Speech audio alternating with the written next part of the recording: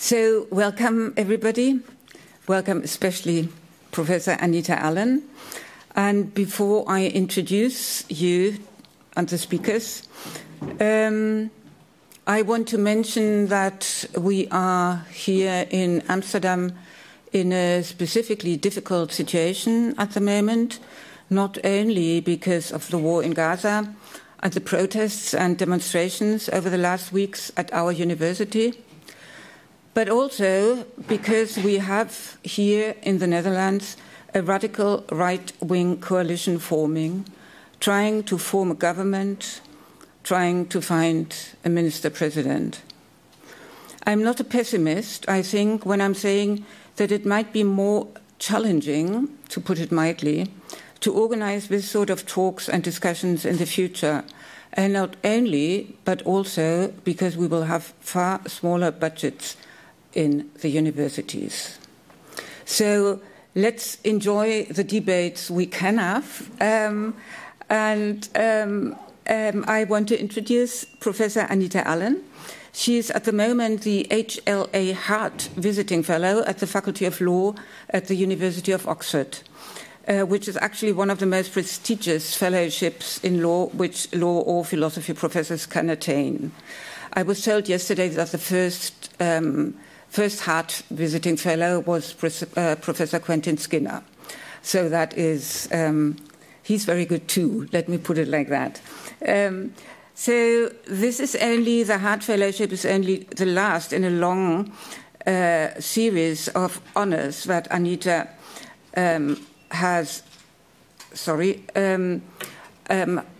received over the last years, over the last decades. And she is at the moment, I'll tell you about her honors a little later, she's at the moment the Henry R. Silverman Professor of Law and Professor of Philosophy at the University of Pennsylvania, the oldest university in the United States. And one of the best, of course. Anita graduated from Harvard Law School and has written a philosophy PhD at the University of Michigan. So she's a qualified philosopher and law professor, which is not very common, not among lawyers, not among philosophers either. And Anita Allen is internationally renowned as an expert on philosophical dimensions of privacy, and of data protection, which we still have to separate. She's also an expert on ethics in general. She has published on books on ethics, on bioethics, legal philosophy, women's rights, very important, and diversity in higher education. She's particularly influential and particularly important, I think, maybe that's only my perspective, as a scholar because of her work on privacy. Anita initiated the discussions about privacy of the past decades with her book and philosophical dissertation in philosophy on privacy, which was published as Uneasy Access, Privacy for Women in a Free Society. So although she has really published on very many different topics, I think the most important one and the broadest publications are on the field of privacy, and she's just this scholar on privacy, and I'm not only happy but really very proud that she is here. We only could get her because she's at Oxford at the moment, yeah. Let's be honest. But since the first book in 1988, she has published very many important and influential books and articles not only on privacy, but also on issues in health and privacy and in bioethics.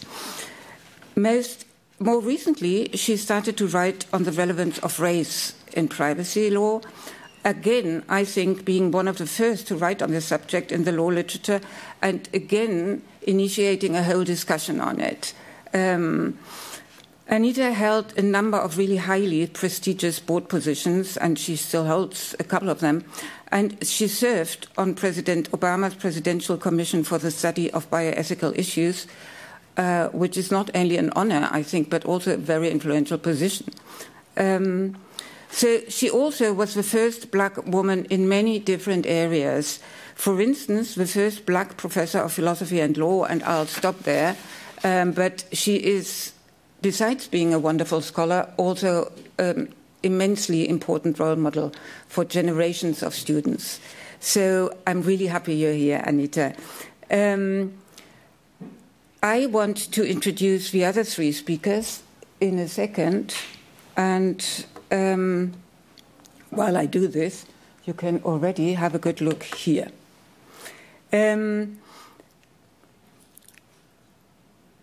Natalie Hallberger will be the first, you know, here. Natalie Hallberger is the Distinguished University Professor of Law and Digital Technology with a special focus on AI at the University of Amsterdam. And she's also a member of the Royal Netherlands Academy of Arts and Sciences. She's a member of the Executive Board of the Institute for Information Law and a scientific director of the gravitation program, the Algorithmic Society, and a co-director of the AI Media and Democracy Lab. And actually, we have not only to be grateful to Anita, but also very grateful to Natalie, because she, not personally, but institutionally, has financed the workshop we had today and the evening we have. So I'm really, really happy. This talk by Anita is also the first in a series of talks we have with this huge project, the algorithmic public values in the algorithmic society, which is AlgoSoc, if you want to look at it, the website. Natalie also served as an expert for 2 Council of Europe committees on AI and fundamental rights. Her research over the past 5 years has focused on how AI and ADS, algorithmic decision systems, for those who don't know this sort of vocabulary, are transforming society and their implications for law and governance. So it's good to have a law expert here talking to Anita, who is, of course, also a law expert, but then for US law. The second speaker will be Marjolein Lansing. She's an assistant professor in philosophy of technology at the University of Amsterdam. And previously, she worked at the Googleization of Health project in Nijmegen under the guidance of Tamar Sharon, who is becoming a really, really important scholar in the Netherlands. Now, she wasn't that well known a couple of years ago, but she does great work. Marjolein finished her PhD research, The Transparent Self, a normative investigation of changing selves and relationships in the age of quantified self, which is a very good dissertation, I think, in Eindhoven in 2018. So the last speaker will be Thomas Nijs. No, I just turned it around. Never mind. You'll see the difference. Thomas Nijs is an associate professor of philosophy and especially of ethics at the University of Amsterdam. He's a Kant scholar and at present supervising a project on Kant's meta-ethical philosophy, if I may put it like this. Thomas has published widely on ethical issues of autonomy, paternalism, philosophy of nudging, and euthanasia. He's also the editor, which doesn't really fit the other topics, of the Routledge Handbook on the Philosophy of Evil, together with Stefan de Wijze, and is currently completing a book on nudging. He's been working on nudging a lot and can talk on nudging for ages, so we probably hear something of that as well today. I'm very happy that you'll be here. You'll be here speaking and commenting on Anita's talk, and I think we'll sit there until Anita has finished her talk. And the talk is on postmortem privacy, and she's actually written the article together with a colleague, namely Jennifer E. Rossman. It's nice to mention her, I think. You might think, well, who's interested in the privacy of the dead? But you'll see that it's very important for our digital society, and it does play a role in very many different discourses, because it's very difficult, actually, to have privacy when you're dead. But maybe you don't need it because you're dead. We'll see. Thank you so much, Anita.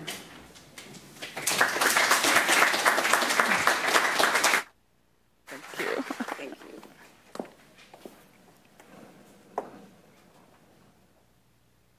thank you, Biat, for that introduction, and thanks all of you for coming.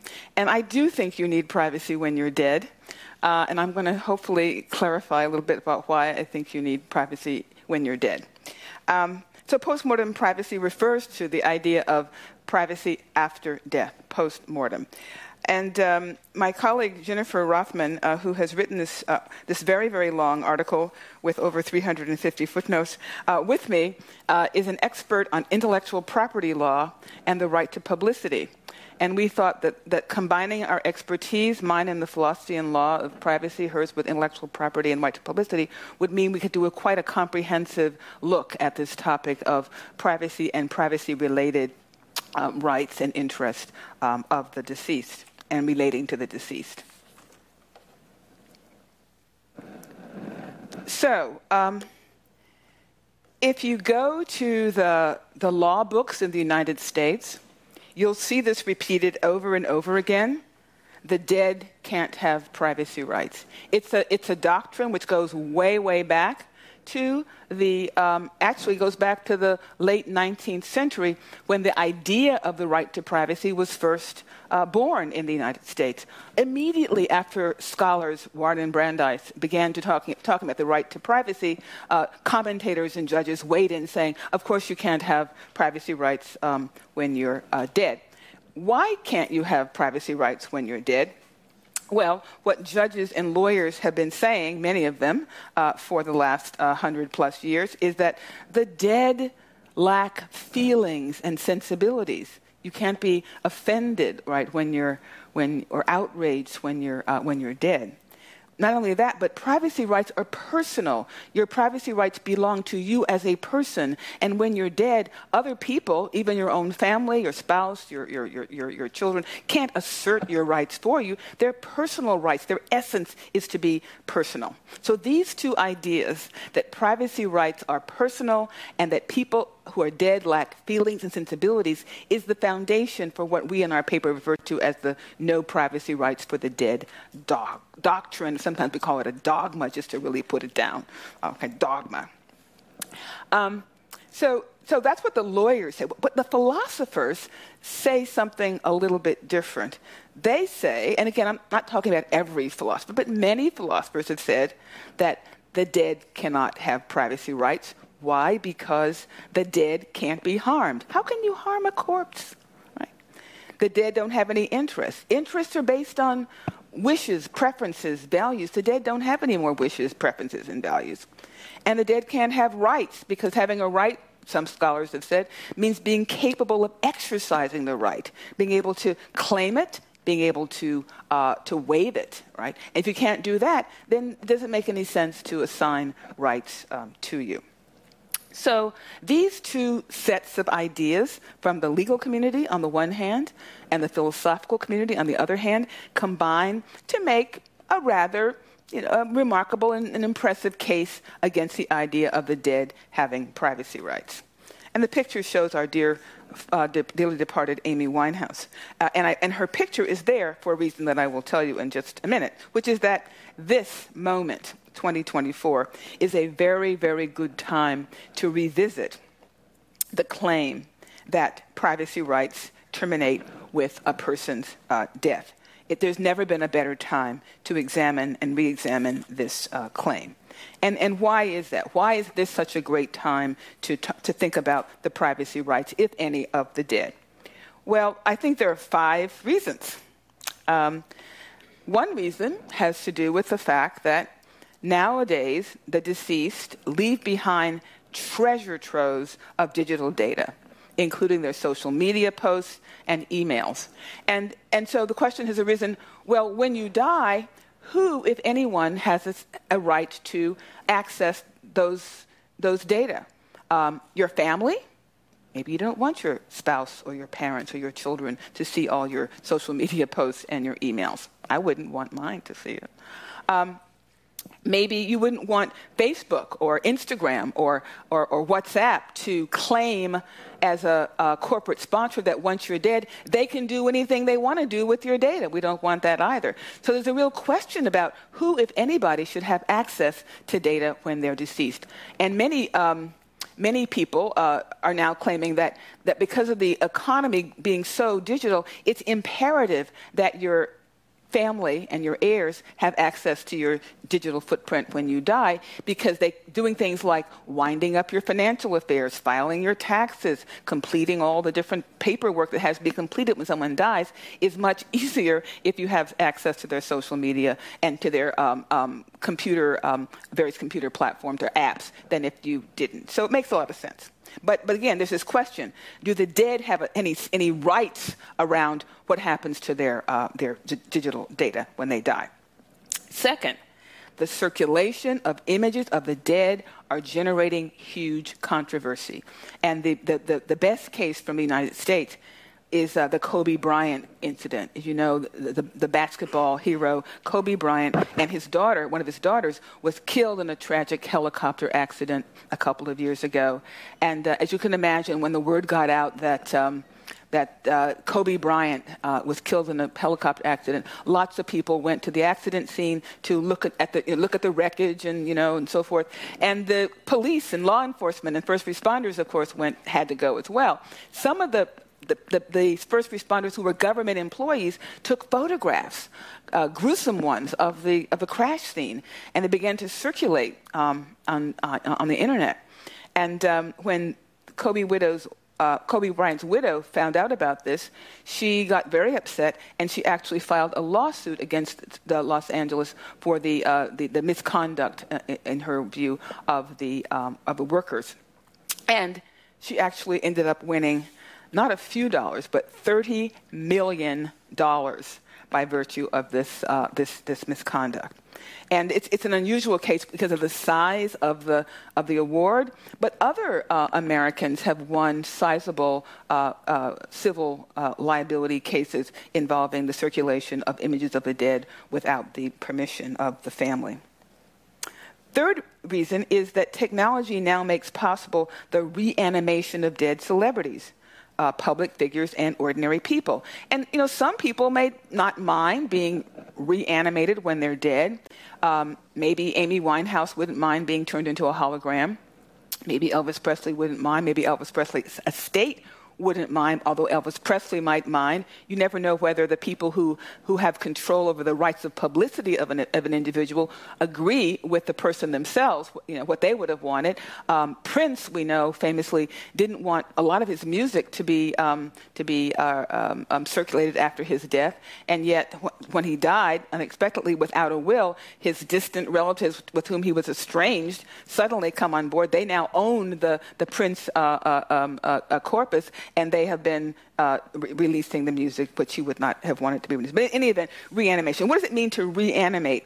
It just means to, in some sense, bring back to life the person. And the hologram is the most common sort. And lots of movie stars have been turned into holograms. Michael Jackson, Marilyn Monroe, the Beatles. Lots of entertainers have been turned into holograms with or without their own personal consent, but usually with the consent of the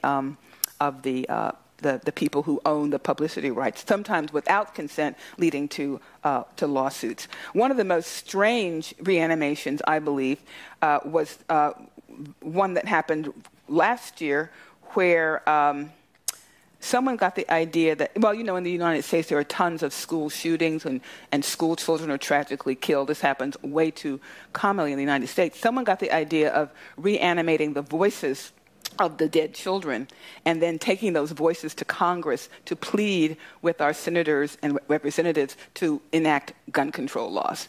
So they did this with the consent of the parents, but looking out at this, I'm not so sure, that maybe the dead children don't have some interests of their own that might countermand being turned into political mouthpieces for gun control.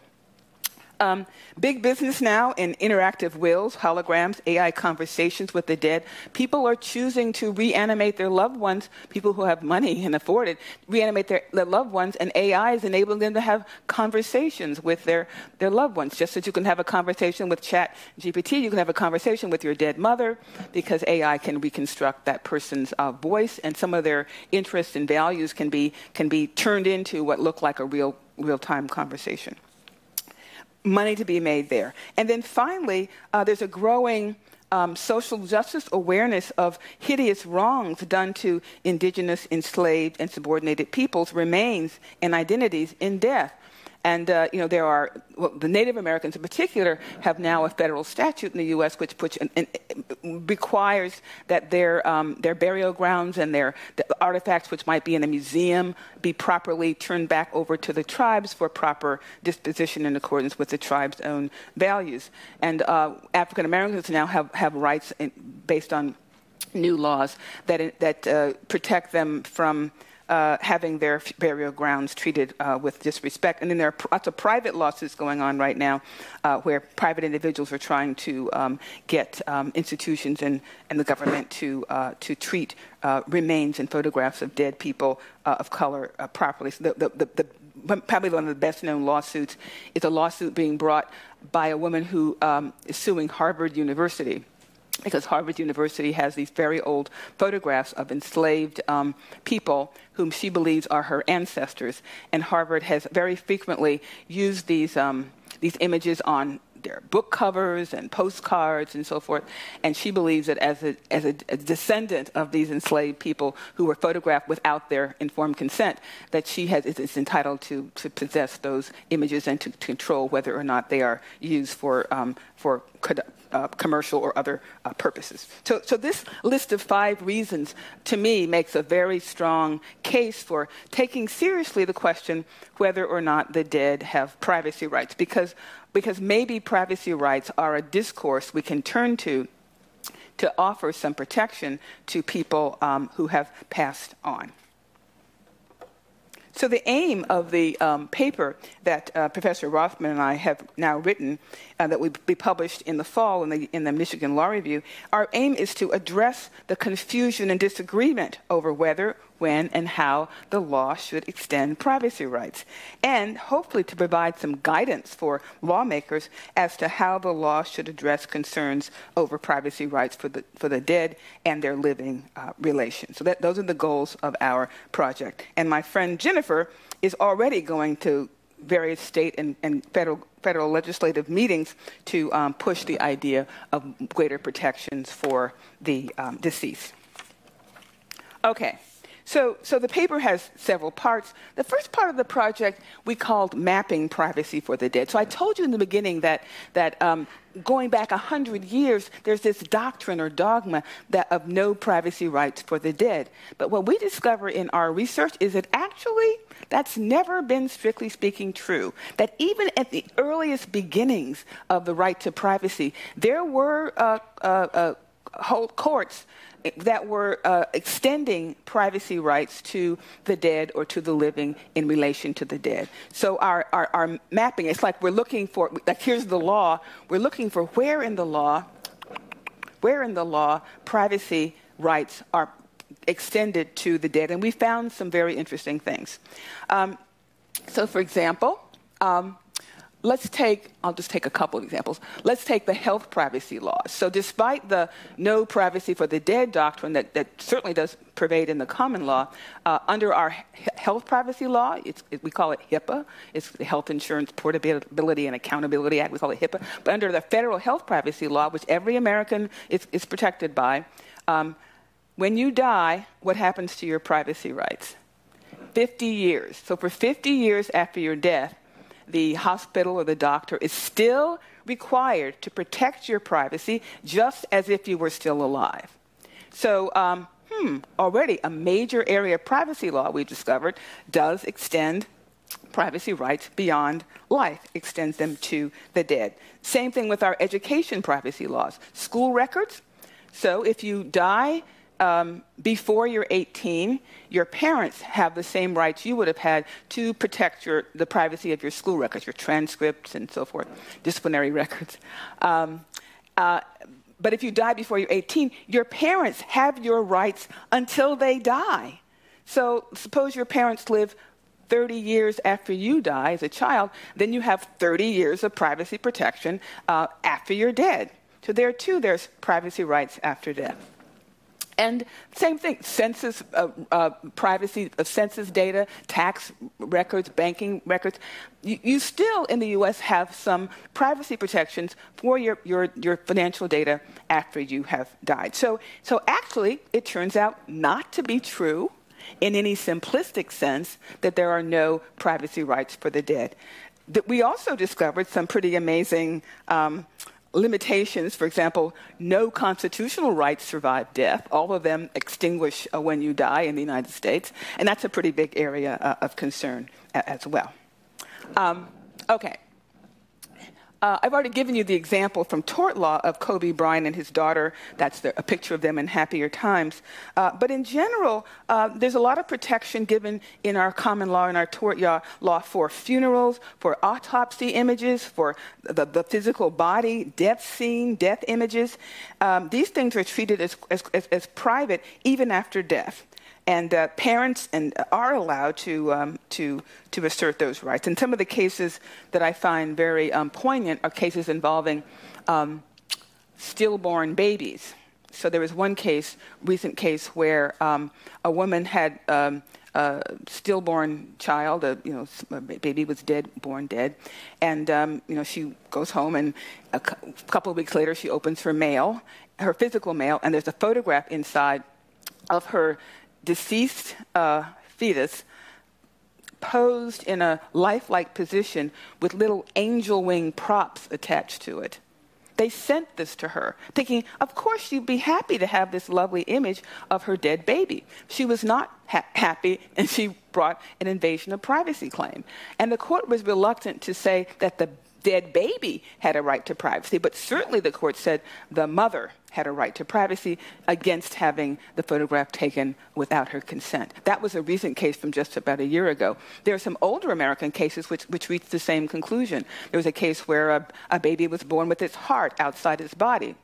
Mom and dad were upset when someone circulated photographs of the baby with a cardiac defect without their permission. There was a case where a set of parents had conjoined twins who died, and the photographer that they asked to take pictures for their own benefit then tried to sell the pictures, and that was deemed to be an invasion of privacy. So clearly there are interests surrounding the dead that need to be taken into account. And then, of course, in the area of appropriation of name, likeness, and identity, we have lots of rights there. So in the U.S., the right to not have your name or your likeness, meaning your face or your voice, commercially appropriated is a very strong right, and we classify it as a privacy right. And those rights do survive death.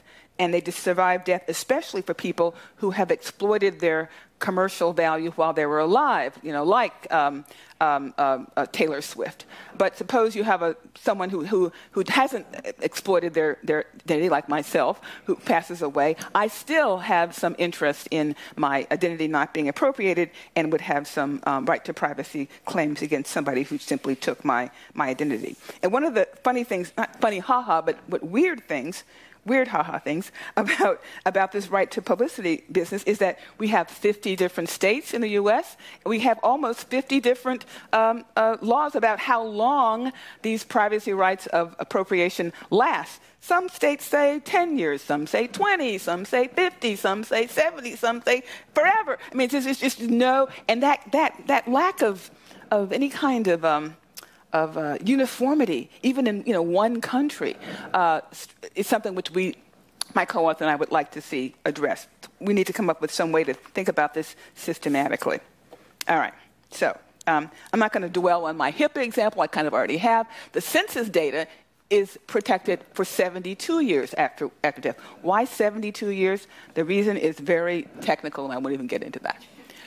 Okay, so then the second part of our paper, which I think is sort of the most philosophically interesting part of the paper, is all about trying to identify post-mortem interests. Like what are the interests that the dead have that the law could or should protect? The living have interests, but do the dead have interests as well? And before we hop into our interest-based analysis of privacy and post-mortem privacy, we do pause, because I'm a philosopher, to ask the question philosophically from a sort of an ethics point of view, but also from a legal jurisprudence point of view, whether or not it makes any sense to ascribe rights to the dead, whether it makes any sense to ascribe harm. Can the dead be harmed? Can the dead be benefited? Can the dead have rights? Do the dead have interest? And so we pause, and we can in this paper do a full-fledged philosophical analysis of these issues, but we want to make it clear to our readers that we are aware that there are a lot of philosophical questions that underlie any effort to ascribe legal rights to the dead. In particular,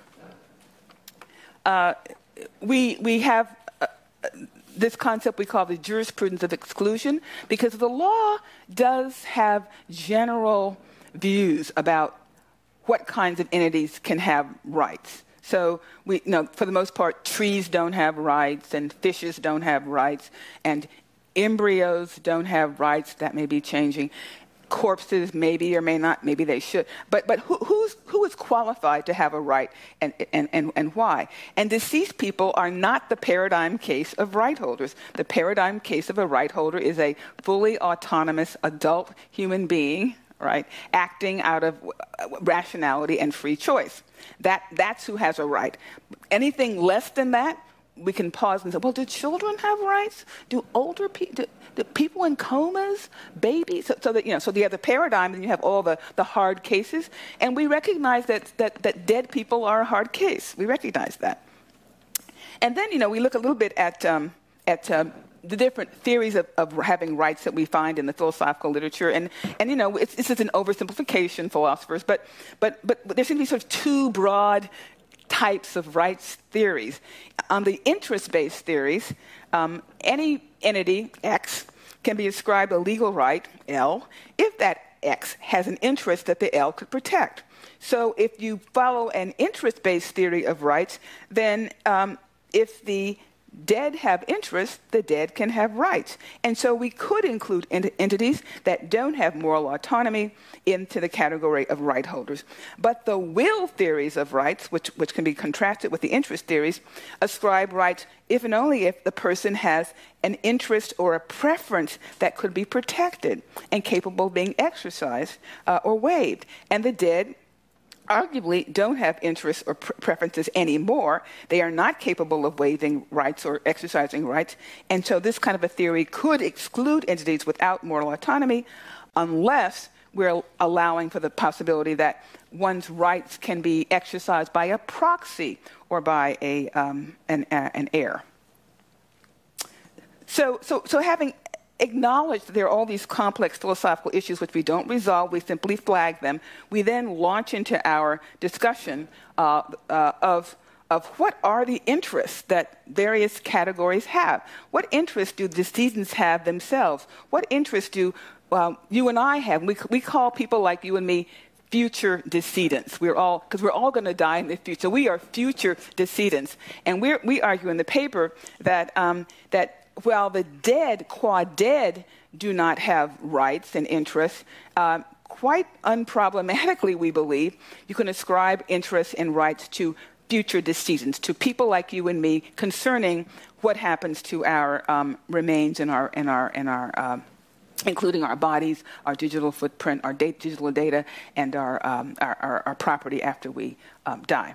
And then we have a category that we call the relational living, who are people like family and friends who have an interest in what happens to our memories and reputations and the grieving process and how we're buried and so forth. And so we think that there's a lot of important interests that the relational living have.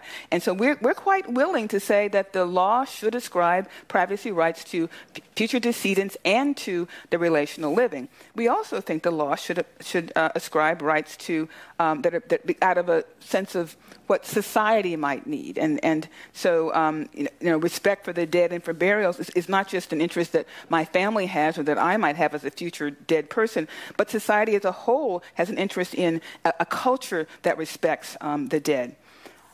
So we are, this is the general outline, going through these 4 categories and trying to argue where in the law how can we and should we extend privacy rights to the dead? And we actually, think that except for ascribing rights to the dead qua dead, it makes a lot of sense to ascribe rights to these other categories based on their having interest. Now, just 1 second about why we don't want to ascribe rights to the dead qua dead.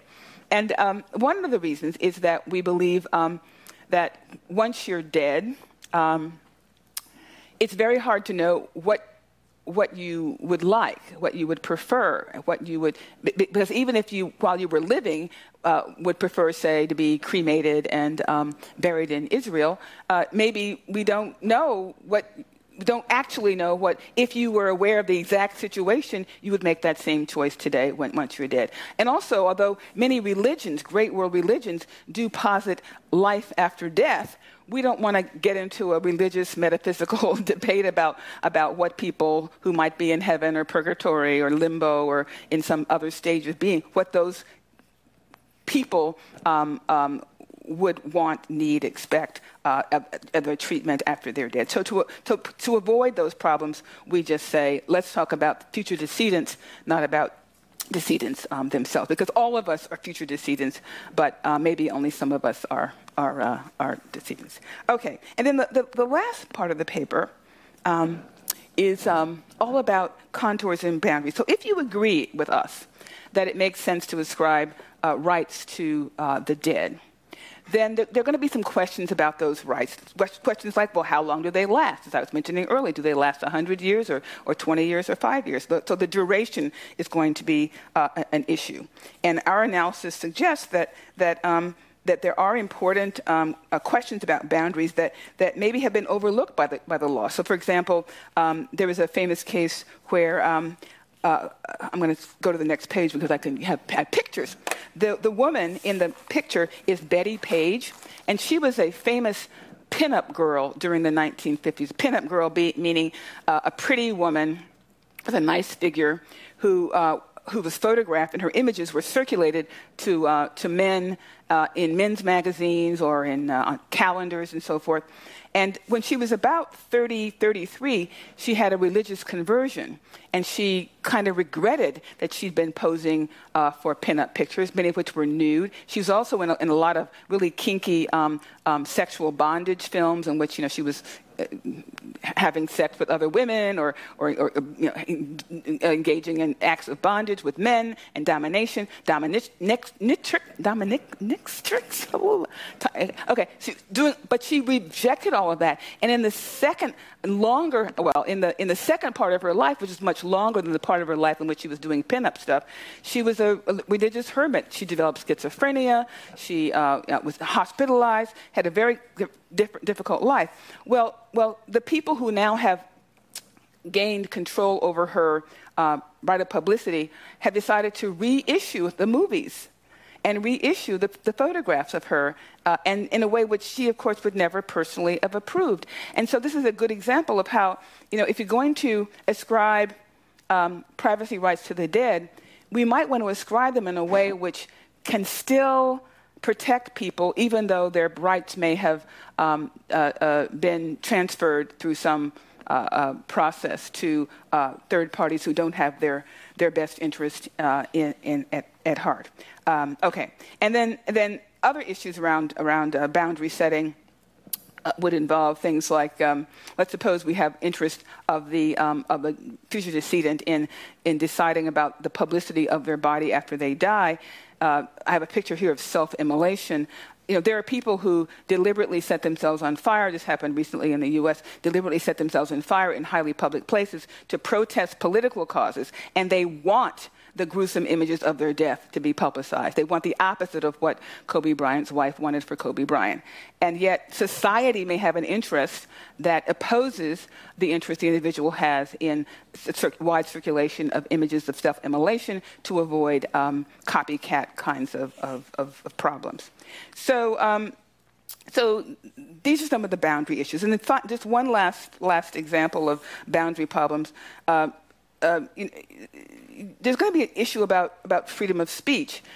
To what extent can we, as a society, cabin the desire to speak, write, refer to the deceased. Is there going to be some limitation on what can be said about the dead? Given the importance of free speech, the American Constitution has a particularly strong, we call it First Amendment freedom of speech provision, and it is seen as pretty much eliminating the ability to say just, I don't like what someone's saying about me, make them shut up. Instead, we say, sorry, if it offends you, it bothers you, unless it's defamatory, you can't shut somebody up. So, but then it can really hurt the reputation of the dead and the feelings of their loved ones after they've died if people are making rude, insulting comments about them. And then, there's lots of issues around racial appropriation, which I'll get into maybe during the Q&A, but that we can also talk about as well. So this is the general outline of the problem. The problem is that the way we're going today with technology, the past is also our future.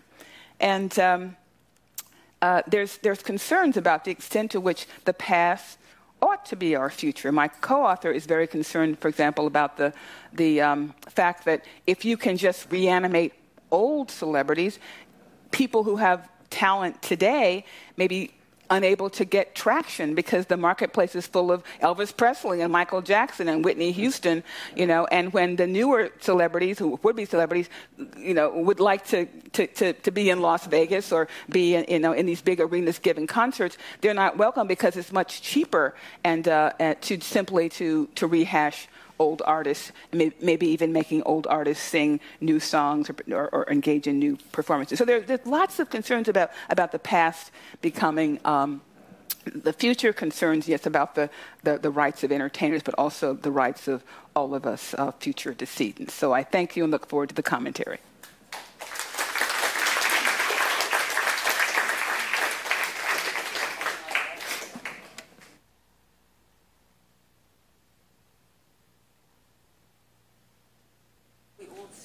Yes. Mm-hmm.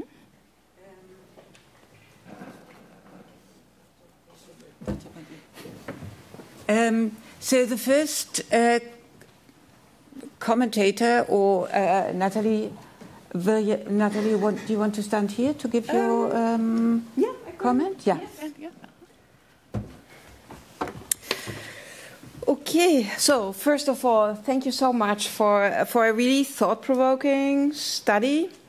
The project that Beate has mentioned, Public Values in the Algorithmic Society, the idea is really much to see how new technologies change and affect public values. And I think your presentation also made me realize how far that change can go and what kind of different dimensions of change we need to consider. As values evolve. So I think that was really thought-provoking. And Beate asked me to maybe share some reflection on what the European situation is here in Europe.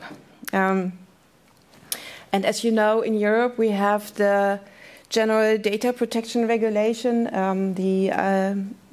which is the European harmonizing law that is now applicable in all European member states. And it's interesting that, and I did some research for this panel to prepare. And it's interesting to see that under the general data protection, that also do not really have rights, but it was discussed during the making of the law. The member states did actually discuss whether there should be privacy data protection rights introduced for the dead. And there were a couple of countries fervently against that, like some of the Nordic countries. And there were some countries, like some Eastern and Southern European countries, that were actually really willing to consider that.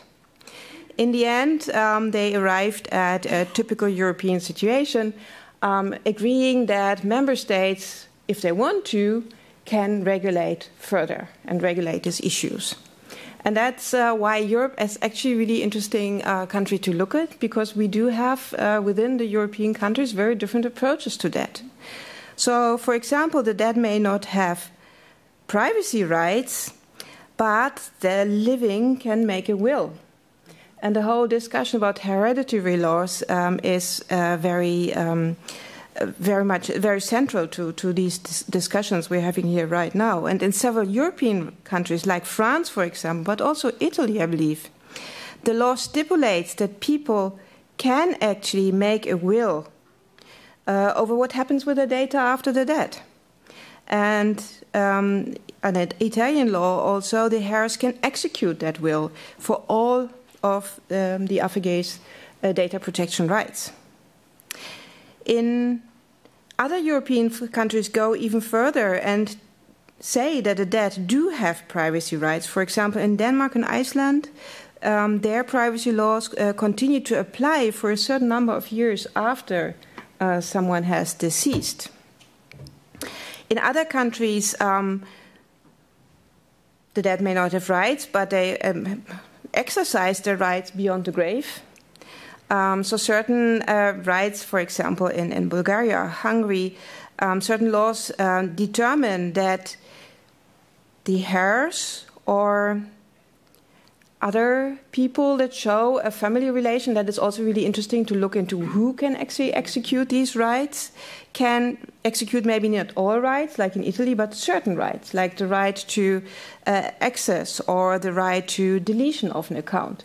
And that is also part of the discussion that you also touched upon, what kind of rights should there be? And I think generally these ideas that heirs and relatives can become part of the contract with the social media provider, for example, after someone has died, is very prevalent, for example, in Germany, where the Bundesgerichtshof has issued 2 rulings to that account that were quite influential. So there are different solutions in Europe, and I was also surprised how rich the legal diversity is.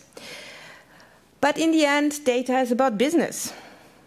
And as diverse as the national laws are, there's a second layer of regulation that we haven't talked yet about, which is the terms of use of social media companies and all those who collect these data we're actually talking about. And here it's not philosophers and not lawyers that decide, but large technology companies, depending on what is good or bad for business. And there was a recent study in the Netherlands from the WRC. I'm looking if some of the authors are in the room, actually, Mireille van Achhout, Stefan Gompel, that were involved in that, that looked into also the different terms of use of media companies and social media companies, and found that there are very different and very diverse ways to which they approach this, for example. So in some companies, the rights of the deceased actually continue, even if not under law, but then under terms of use, so privacy regulation. Some haven't thought about that. And then others, like, for example, also Apple has so-called no survivorship rules, where actually the account and all the rights to the data will end the moment someone is deceased. And sometimes terms of use can be also an obstacle of access. The obligation, for example, the contractual obligation not to share logins, which makes it for relatives and heirs really difficult to get access to that data. So I think that is also an important discussion to have. Whatever we find right or not, we also need to consider how does that relate to the terms of use, but also to the tools and digital affordances of the platforms we are using. So in summary, I think Europe might be an interesting country to look into if you're in search for inspirations of how to lead this legally. And I think the WOC study also confirms that, like in the US, there's a huge diversity or lack of agreement on clear solution, and that is a problem also because in terms of legal certainty.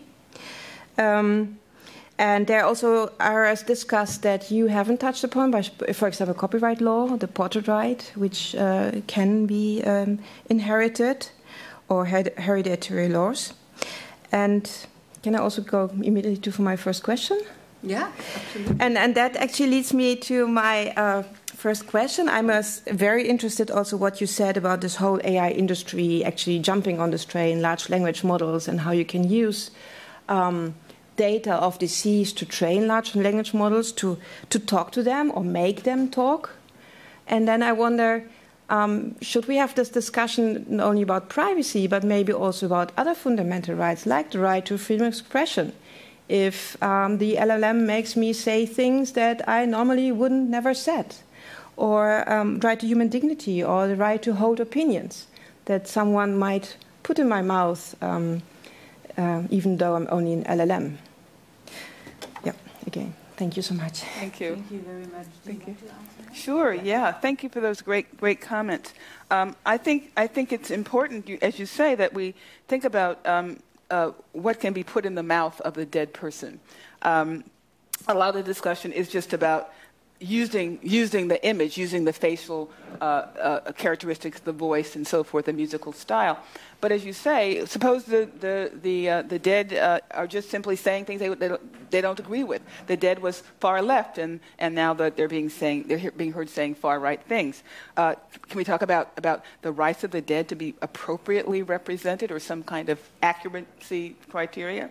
But it strikes me that it's a kind of a deep fake, right? I mean, if you create a hologram or some sort of death bot that is saying the opposite of what the person, when they were alive, actually believed, in some ways that's a deep fake. It's not a deep fake in the sense that it's in the usual sense, but it's a kind of like a partial deep fake. You're misrepresenting the persona of the dead. So maybe we already have some vocabulary for thinking a little bit about those problems. Copyright. There is a section in the paper on copyright. We struggle over length because the paper is now so over 70 pages long, and so we're not making the paper focus on copyright, but we're recognizing in one section that copyright laws do extend beyond the life of the deceased. So there's an example in the mapping section of our paper. There's an example of how the law does tend to protect the interests of the dead in copyright law, trust and estates law, and some other areas of law as well. Living wills. So we toyed with the idea of actually proposing that everybody write a living privacy will, and so this will determine ideally what would happen to your data after you die. But I can't do that without grinning, smiling sheepishly, because when it comes to medical living wills, the experience in the United States is that they're often you write them with your lawyer, they're tucked away in a drawer, and no one ever looks at them again. And so when you die, your family doesn't turn off life support only if you said you'd like it turned off. They do what they would like to do, and they're not really legally enforceable, or at least most hospitals and doctors wouldn't dream of trying to enforce somebody's living will. It's just simply it's like a kind of a moral structure for encouraging people to give some thought and have conversations with their loved ones about what they'd like to happen after they die. So I don't really think that the living will solution is the right way to go, although to the extent that we have these conversations with the deceased, I think it can be a very great practical value. And then one more point. Thank you very much for the survey of what's happening in Europe. We do mention in the paper that the GDPR does not provide for itself does not provide for privacy rights of the dead. Very important for American law, because so much of American law right now is being modeled after the GDPR. Most of the 10 or 12 states that we have now with state privacy laws, to some extent, drew from European influences. And we don't have a federal law yet. We keep trying to get one. But if we ever get one, based on what I've seen so far, it's likely to be heavily influenced by the GDPR, and therefore likely to not provide for privacy rights for the dead. Thank you very much. I don't need a micro to say, yeah. Can I go? Yes, Thomas, actually, we have to be, I am very grateful to Thomas, and you all have to be, because he only jumped in yesterday. Marijn Sachs, for very understandable personal reasons, couldn't make it. So I asked Thomas, being a specialist, maybe not in privacy, but in autonomy, to ask a question and give some comments. I know I'm not understandable online, but maybe that's not so important. No, you have to say it if you want to have it online. No, but thank you for revealing me and exposing me as the one who's out of place, but finds it really interesting and wants to ask a question.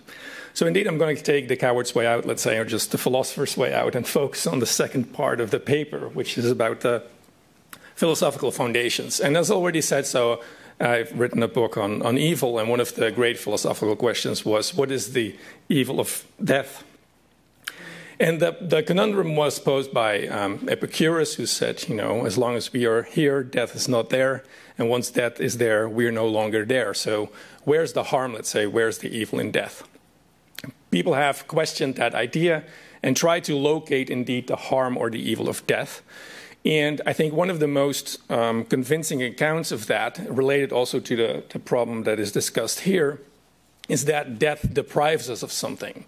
So when we live for something. We undertake various projects that we have and that we want to finish, or we want to go to college or finish a degree or become a parent or get a certain job. And what that does is that it cuts these projects, as it's called, short. So we are deprived of something. And it's also why we believe that, for example, someone who dies very young is perhaps worse than someone who dies in his late 90s, because there are more projects which are cut short. So this is the thing, I think, that the philosophical consensus is related to the idea here, that people can be harmed after death. And there's a distinction to be made whether the death can be harmed or whether a person can be harmed after death, so once they are dead. And it is acknowledged that the second idea of post-mortem harm indeed holds. And there are these literary examples. If people believe that they care very much to be the most famous novelist in the Netherlands, and they die thinking and believing that that's the case, but they're quickly overcome by someone else who is now the rising star, we then believe that it detracts from the value of this life. We believe that their interests are harmed, right? That now, in hindsight, their life has become a failure. So I just wanted to come back to the idea, or to come back to the point of whether we could make sense of the idea that indeed what is infringed are the rights of the person who is deceased. And there are questions about it, and I think there's threefold kind of idea of, let's say, be critical of this. The first is about continued personhood, which leads us to these religious debates or quasi-religious debates about the afterlife, for example, that we don't want to go into, let's say. And then the other avenue that is considered is that one of a legal fiction, much like corporations are legal fictions. And then there's a third kind of qualm or reservation, which is epistemological, right? If we want to say, yes, there might be interests after death, right? But how do we know what these interests are? So I think these are the reservations you put forward in the paper. And the thing that I want to just ask you about is whether a new way of perceiving personhood could perhaps offer some valuable avenue or a foothold for, let's say, this legal theory. And the alternative that I just wanted to put forward is that of narrative identity or narrative personhood. So it has been argued that our story, let's say, begins well before birth, because our parents anticipate us. They might even give us a name. They have certain ideas about it, right? And it might continue even when we lose consciousness and so on. And the story about us also continues after death. It could be affected negatively by what is told, what is said, what is shown, or it could be affected positively and so on. So I think that the Betty Page example that you gave, right, our narrative changes, right, but then changing it back kind of casts a backward shadow over the life of the person that they do not want to be. But the other thing that I want to point out is that we do not fully control that narrative. It's not autobiographical. So our story is also told by others. Right. And that becomes important for the second thing that I wanted to say. So the other one is that we, as now living persons, have an interest into what happens to us after death. Right? So we now have an interest, while still alive, in how we, let's say, of what will happen to us or certain attributes of us after our lives. And we can indeed make up a living will. We can decide, we don't want our voice to be commercialized and so on. We can put that down in order to exercise control over that, let's say, what happens to us after lives and to continue our story or to control our story. The second, let's say, cluster of concepts that I just wanted to put forward is that of, let's say, relational autonomy. So what if we think that the way we want to live is we want to make a valuable contribution, and we want to be recognized as such by the people that we care about, right? So we want to be, we want to be recognized as a philosopher, we want to be recognized as a good father, and so on. And again, it's something I deeply care about, but it's not totally up to my control. It's also how others perceive us and whether they recognize us as such. So it has to do with autonomy, but in a way that it's less, let's say, controlling than the first one in the living will, where I just say, I don't want that to happen, I do want that to happen. So I think this ambiguity of relational autonomy and, let's say, the lack of control that we have over it might open up a certain perspective for the legal, say, let's say, of those we care about after death, because we want to appear in the eyes of others as, a good colleague or a loving parent. And we trust these people with that image they have of us, right? It's with them. It's not up to us. We cannot fully control it. And again, the question is, does that provide enough legal foothold to say something about privacy? That's a very broad and general question, but I would like to hear your thoughts about it. Thank you. Thank you. Thank you. So I like the possibility that narrative personhood might be a different angle for approaching some of this. And I don't think that introducing the concept solves the problem, but it does give us a way to frame some of the things that are troubling to us. And you were mentioning that, that narrative personhood is not about autobiography. It's about how all the people who encounter us contribute to a story about who we are. There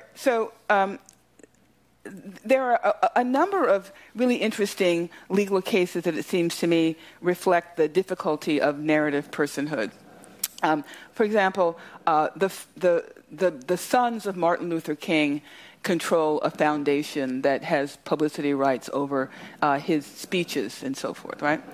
And so over the objection of his widow and daughter, the sons allowed a automobile manufacturer to use King's speech voice in a commercial to sell trucks.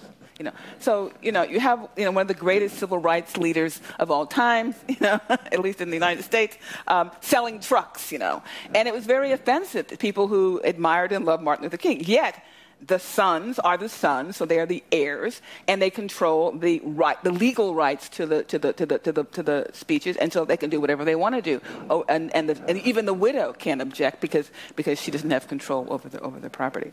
So if we treat the rights we leave behind as property rights, oh my God, whomever gets their hands on those rights through valid contractual transactions will then have the ability to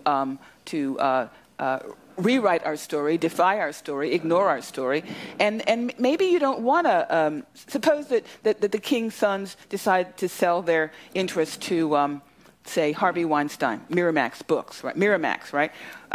Then look who now owns, the story, right? And so it's we might need to decline to think about privacy rights as heritable property rights if we're also going to think about this in terms of a narrative personhood that's truly a narrative personhood. So I think that's a very interesting possibility that we can explore. So what I think the concepts you're introducing to me give us a new vocabulary for describing some problems we've already seen arise. As you mentioned, Betty Page, I mentioned Martin Luther King. So I want to say more, but I also want, since in the interest of time, to not take up. I could talk forever about this. Yeah. Maybe you want more? Yes. No. Okay. Yeah. Maybe I'll say just one more thing. You mentioned in the paper we do talk about the possibility that one way to understand the rights of the dead, the privacy rights of the dead, is as a legal fiction. And so a long time ago, when I first became a law professor, 40 years ago, I wrote a paper about corporate privacy, and I was trying in that paper to debunk the idea that corporations can't have a right to privacy. I argued in favor of corporations having rights to privacy. But it's the same exact problem, really, and if you don't like the idea of corporate personhood, and corporations having privacy, then it wouldn't surprise me that you wouldn't also be that enthusiastic about the dead having privacy. But it seems to me that the proper analogy is not between corporations and the dead, but between wound down corporations and defunct corporations and the dead. That's the true analogy. Okay, thank you very much. Now, the last commentator or question asker I was wondering is whether I would jump. Yes, very good. And I'm not used to people leaving here just before the end. So if you want to leave, leave now, and not one after the other. Right? Yeah, it only takes another 20 minutes. Good. Thank you. Thank you. All right, Professor Allen, thanks so much for your lecture and also for this morning, the workshop on the Black Opticon and how to dismantle it. It was super interesting for those who weren't there. And I want to return sort of to that topic and also try to connect it to what we heard tonight. So this morning, we discussed the importance of discussing how specific groups are disproportionately affected or harmed by, for instance, new technologies that enable surveillance, data collection, automated decision-making, and so on. We actually discussed why it's so important that we do not only say that privacy is an important right for all and then just leave it at that, but also look at how privacy, when it's enacted or the right is enacted, how it might still affect people disproportionately or in a harmful way. We discussed how privacy rights are not equally accessible to all. And we know that historically and up to this day, of course, people of color, women and low-income communities suffer the harms of surveillance in terms of commodification, discrimination, manipulation and exploitation in ways that others might not, privileged might not. We also know that it's more difficult for these groups to appeal to privacy rights, let alone their interests to be heard and to be acted upon, and maybe in line with what Thomas was saying, to control their own stories also as a community. And this is by life, right? So in your article on Postmortem Privacy, you mentioned racial commodification, and this morning you talked about the appropriation of Black culture through commercial technologies such as TikTok. And I was wondering whether you could reflect on and elaborate more on this topic, on the meaning, on the necessity and the importance of postmortem privacy for women and marginalized groups, and maybe also how, in the absence of it, or maybe, if we don't think about how it affects specific groups, how inequalities might be reproduced post-mortem. And I'm thinking about genetic data that might be used, or cultural appropriation, or reputations, and also the recognition of certain groups, but also the exploitation commercially of these groups. So, and I was wondering, in addition, whether you think that postmortem privacy is a viable legal tool to govern and regulate this in the world of generative AI, which is now on the horizon, or actually it's here, most particularly for non-celebrities or the poor. We know these high-profile cases, of course, of scandals on deepfakes, but what happens to the people we don't see, the invisibles, basically? Especially given the fact that they are already violated in their privacy and exploited as data subjects by life. Now, you suggest that some of the legislation should be based on community norms, but these already seem to have been adapted or eroded or changed according to the norms of commercial technological platforms. So I'm just wondering what is needed, or better, who needs exactly what interests for whom, and where do we start, with what community? Thank you. Thank you. Great question. Let's start with women. So, one of the very, very first privacy law cases in the United States goes back to the late 19th century. And the woman in question was a relative of Alexander Hamilton, now of Broadway fame. But she had been a philanthropist in her lifetime, given to many causes. And when she died, a group of feminists wanted to erect a statue in her honor at the Chicago World Exposition. And when her son-in-law, who was also her nephew, that's how it works in those days, son-in-law was also my nephew, heard about this, he objected on the grounds that, my mother-in-law, my aunt, was a very private woman. She would hate the idea of being publicized in this way. He had no idea that his mother was an activist active feminist. She was friends with all the important feminists of her day, which is why they wanted to erect a statue. Their view was, she belongs to us, and his view was, oh no, she was a modest, retiring woman. So one of the general problems with this whole area that the privacy concept has to grapple with is, who gets to represent the dead? Is it because our families may not know us as well as others know us, right? The families may not appreciate our ideas and our values as much as the people that we've worked with in nonprofit political activities and so forth. So that's a problem. And I think for women, the stereotype of women as properly retiring and modest and homebodies, that whole image, or as Betty Page, slut whore, right? Both of those images can be harmful to women when they are deceased. So we have to be very careful if we're going to ascribe privacy rights to the dead, that they not be weaponized against women. Okay, black people. So when I started to work on this paper, I had this fear that maybe if I looked across the board, I would see that black people were more likely to be exploited after they died than white people. And why did I suspect that? Because racism is everywhere. I mean, right. So I thought that maybe there'd be some. So what I discovered, in fact, is that famous, wealthy black people like Michael Jackson, Whitney Houston, Prince, Kobe Bryant, the law works pretty well to protect the interests of such people. The rights of publicity law, the general tort law work pretty well for those people because in their lifetimes they've established value, and because there's lots of people with an interest in securing their reputation. So Michael Jackson's family, authorized this ridiculous Broadway play, MJ the Musical, which I have seen in New York. It's a terrible musical. And the musical completely skirts the whole idea of Michael Jackson as a child predator, right? And it hints that maybe Michael Jackson was abused by his father. So Daddy is thrown under the bus, and Michael Jackson, is lifted up as a poor victim of a crazy childhood, right? So it's not true, I think, that black people are treated less well after they die than white people. But then maybe they are. So the regular black folks, right? So take, for example, George Floyd. I was thinking that after George Floyd was murdered, the police with the knee on the neck, and they murdered him in broad daylight, and it was all filmed by bystanders.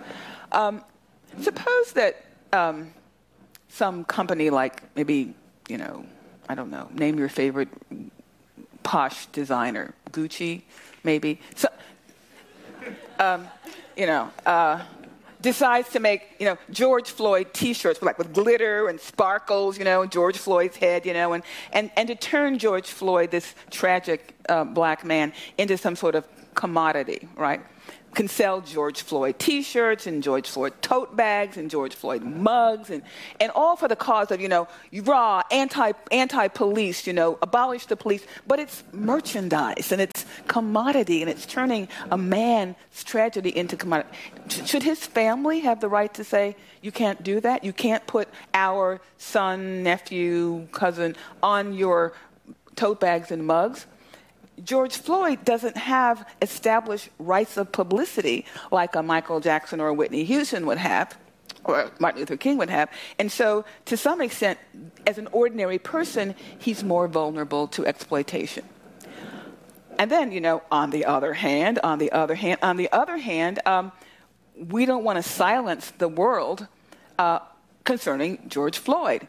It might be a good thing that there are T-shirts with George Floyd's image on them, maybe not made by Gucci and sold for $500. But if some person wants to run off real fast some $10 T-shirts that abolish the police, maybe that's a good thing. even if the family doesn't agree. So you can see how these issues, of race get complicated, because in some respects, we might want to say, oh, the law works well. In other respects, we want to say the law doesn't work at all. But I do think that we need to focus a keen eye on the ways in which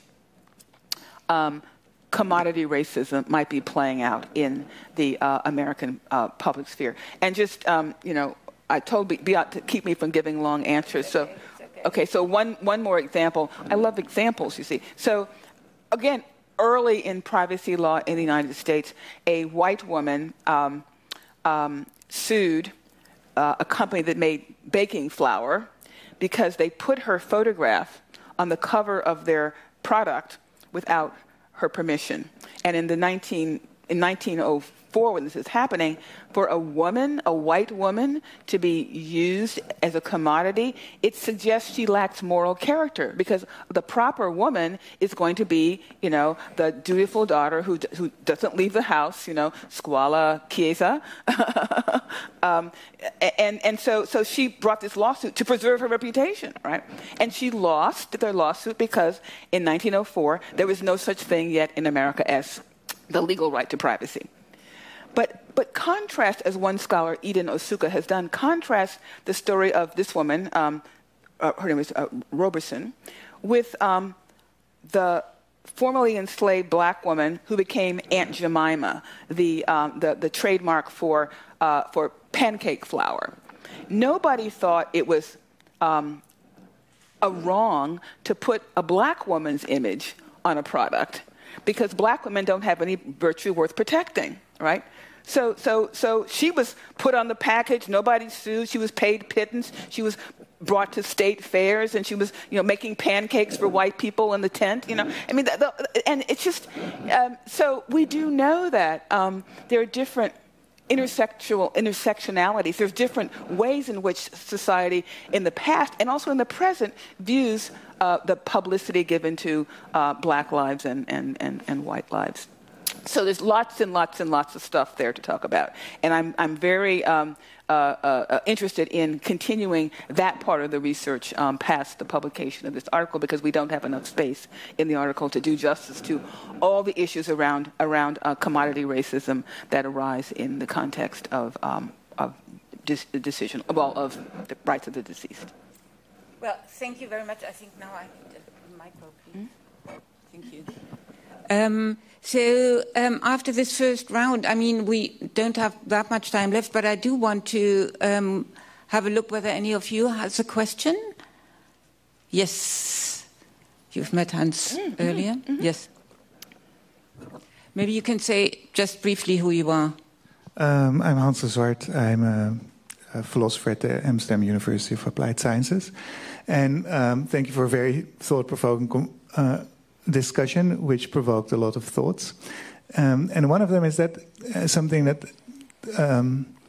you don't seem to address, but which Thomas's story triggered in me, is that probably we're also in a time now where you have more control than ever about your future image after you deceased. So to make it very crypto bro, you could set up like a crypto account that pays for hosting, that publishes in your name on the blockchain, some stuff. Yeah, so you could do that, or so I think you can create sort of technological artifacts that continue to produce for you in your name after you've died, or you could even, of course, train an AI model that you like while you're still alive, and then let that into the world after you're dead. So what would be the status of those post-deceased artifacts that do carry your signature? Great. In a sense. I mean, one of the things we would want to ask is how would those artifacts capabilities affect the living, right? So if for example, lots of people setting up these accounts to govern their future image, used AI to produce and reproduce new products, maybe speeches, literature, then the question would be, how does it affect the living? Are the living going to be less able to participate in the public sphere because the public sphere is crowded with the dead? And for how many years should the dead, those artifacts, be allowed to persist? There's something in the law called the rule against perpetuities, which is a legal rule. It's now abandoned by many jurisdictions, but it used to be a legal rule which was designed to limit the control of the dead hand. Like you couldn't say, for the next 1,500 years, nobody can move this hedgerow that I have planted, with these beautiful hedges and roses. Right? You can't do that. You can't tie up the world for the next 1,500. So you have maybe 100 years, maybe 75 years, right? So there's a formula the law provided for. So that's one category of concerns I would have. It's how would the dead affect the living? But as far as the idea of using technology to continue some impact or influence over the world after death, I think that's groovy. I think that's fine. I think that's exciting. Right? Recognizing, of course, that because you start off by saying we have so much more control now. Well, if you're not around, then there's going to be some business entity likely that has control over, that really has the control now, right? And it may be unclear what kind of legal mechanisms we could put into place to make sure that what you actually bargained for is what actually happens, right? And that's going to be tricky. Because we can't even get simple things right. Like, there's this wonderful case that I recently came across where a Jewish American woman bought a plot in Israel to be buried, right? But when she died, some of her relatives said, "Oh no, we want to bury her in New Jersey." And so the family goes to court. Half the family wants her taken to Israel, half the family wants her buried in New Jersey, and the court has to decide, is she going to be buried in New Jersey or is she going to be buried in Israel? And they eventually decided that because she bought the plot of land, her own intention was clearly that she be buried in Israel. So they were forced to ship the body to Israel and bury her in Israel. But you can imagine how even if we set something up, it's quite concrete, there could still be disputes after we pass on as to whether or not the thing the person said they wanted is actually the thing which ought to govern what we do. Thank you. Anybody else? Yes, okay. You first, and then you at the back. Yeah.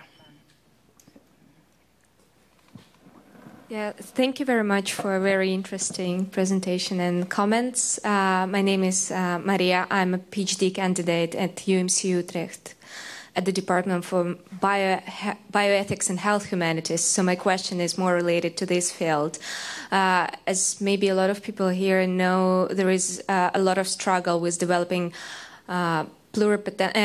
stem cells laws and stem cells privacy laws here in Europe.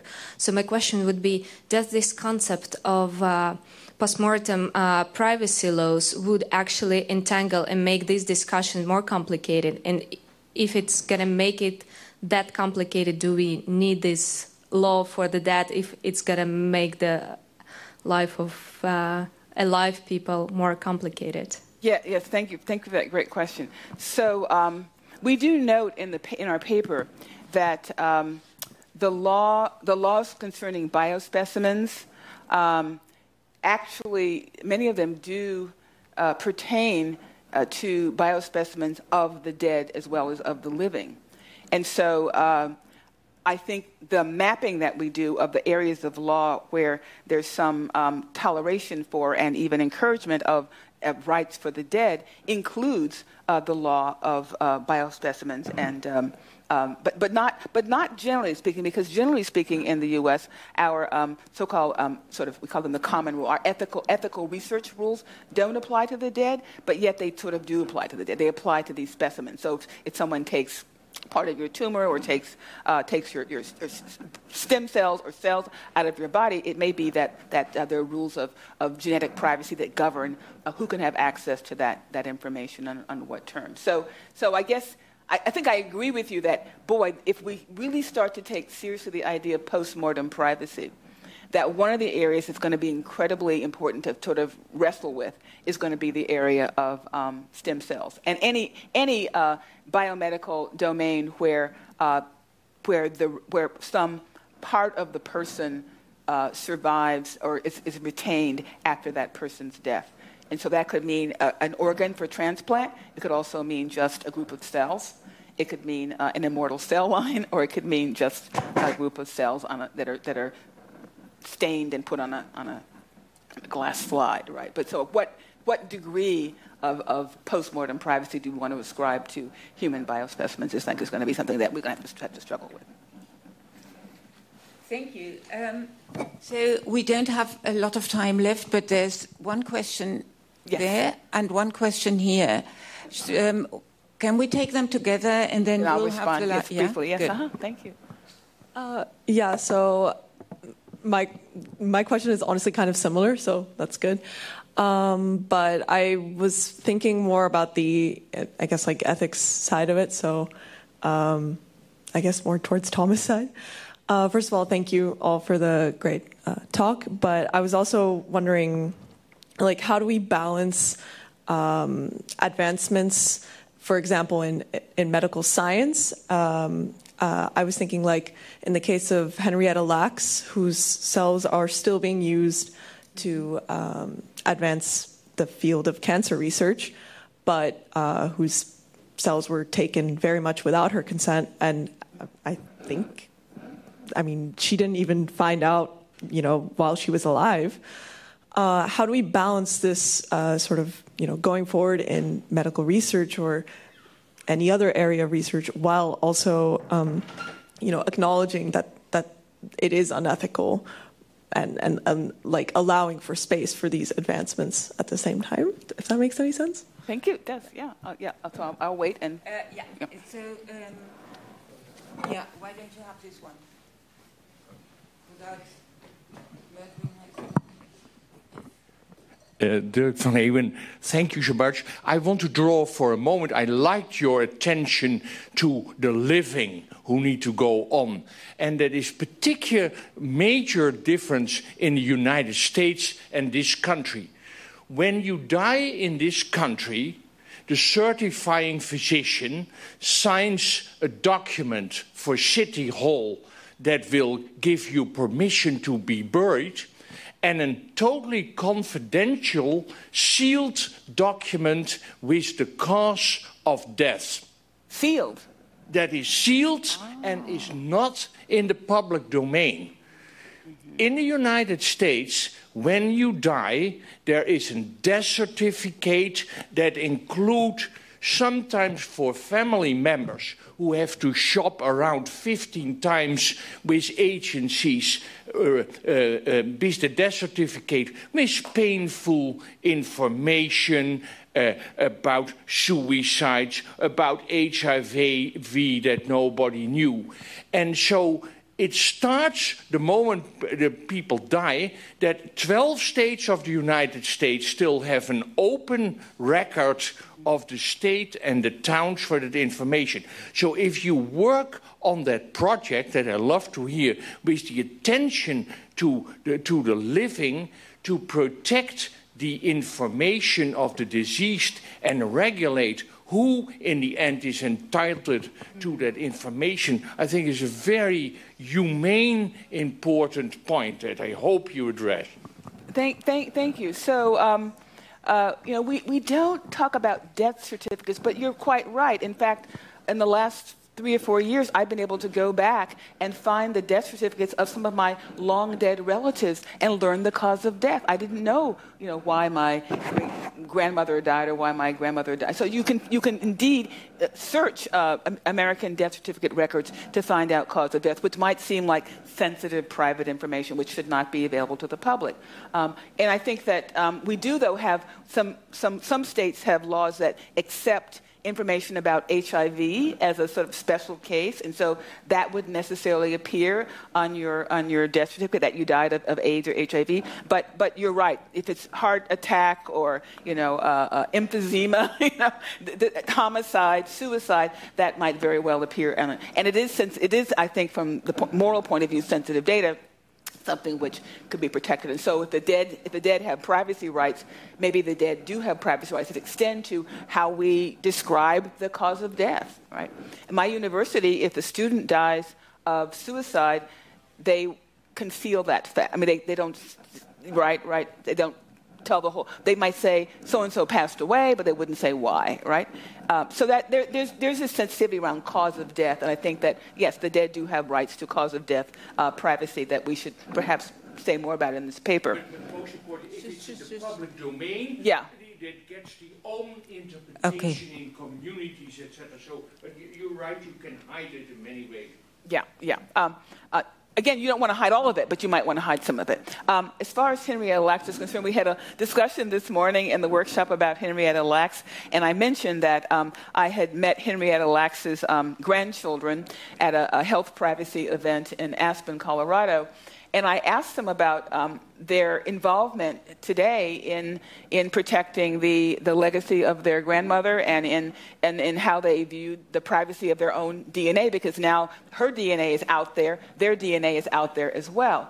So it turns out that the National Institutes of Health in the U.S. has created a committee that includes the grandchildren, and anybody who wants to use the HeLa cells for federally funded research must get the permission of this committee.